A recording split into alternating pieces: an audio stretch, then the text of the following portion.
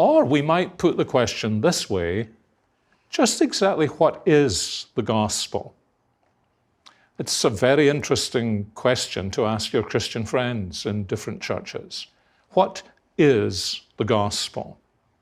When I've asked that question, often the answer has been in terms of the experience that the other person has had, a description of how they were converted, their personal testimony, how they found peace with God, how they felt guilty and then they felt that their sins were forgiven, and that's the gospel.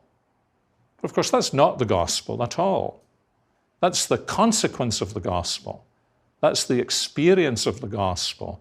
But that's not what we offer to people when we preach the gospel or when we witness to the gospel. The gospel at the end of the day is Jesus Christ himself and all that Jesus Christ has done. Remember how Paul puts it in 1 Corinthians 15, 1 through 3.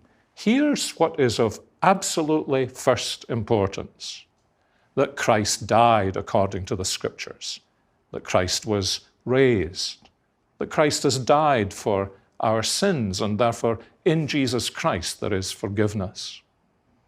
When he speaks to the Corinthians in 2 Corinthians chapter 5, he doesn't say to them, listen to my experience on the Damascus Road, because that is the gospel.